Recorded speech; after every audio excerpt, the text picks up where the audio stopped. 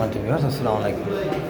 আমরা জানি সারা বাংলাদেশের ন্যায় স্কুল বিদ্যুৎ সমিতি সহ 80টি পিবিএসসি একইভাবে কর্মবিরতি পালন করতেছে। আজকে ওনাদের দায়িত্ব থেকে যে রিডিং বইগুলো হস্তান্তর করতেছে জিএম স্যারের কাছে।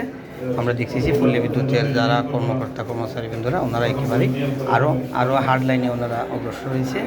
ওনাদের সবচেয়ে বড় যে সমস্যাটা এখন দাঁড় হবে যে বিল আসলে পরে বিলের রিডিংয়ের বইগুলো ওনারা হস্তান্তর করতেছে। ওনারা হয়তো আর বিলই করবে না। আমরা দেখতেছি ওনারা জিএম স্যারের কাছে হয়তো ওনাদের বইগুলো হস্তান্তর করবে। আজকে 8ম দিন ওনারা কর্মসূচিতে ওনাদের বইগুলো হস্তান্তর করার জন্য পল্লী বিদ্যুৎ সমিতি জিএম স্যার কাছে ওনারা বইগুলো হস্তান্তর করবে। একইভাবে আমরা দেখতেছি হবিগঞ্জ পল্লী বিদ্যুৎ সমিতি সারা বাংলাদেশের ন্যায় 80টি পিপিএস একইভাবে কর্মবিরতি পালন করতেছে। একইভাবে আমাদের হবিগঞ্জ পল্লী বিদ্যুৎ সমিতিও একইভাবে কর্মবিরতি পালন করতেছে এবং ওনারা দায়িত্ব থেকে একেবারেই অব্যাহতি নিয়ে কর্মবিরতি পালন করবে। ওনারা মূল যে দায়িত্ব সারা বাংলাদেশে যেটার সাথে গ্রাহক জড়িত, ওনাদের যে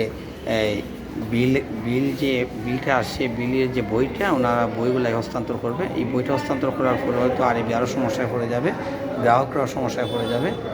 এই জন্য ওনারা একেবারেই আরও কঠোর থেকে কঠোরভাবে আন্দোলনে নামছে এবং ওনারা তাদের দায়িত্ব থেকে অব্যাহতি নিয়ে আপাতত সাময়িকভাবে অব্যাহতি নিয়ে ওনাদের যে বইগুলো আছে বইগুলো হস্তান্তর করতেছে। এর আগে আমরা দেখলাম পল্লী বিদ্যুতে বিভিন্ন নিম্নমানের মালামাল কারণে গ্রাহক হয়রানি হয়।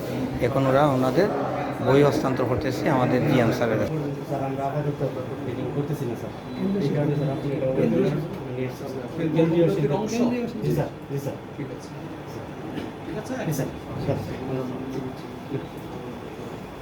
আমরা দেখলাম আমাদের হবিগঞ্জ পল্লী বিদ্যুৎ সমিতির যারা মিটার রিডারে কাজ করে ওনাদের বইগুলা আমাদের পল্লী জিএম মহোদয়ের কাছে জমা দিল।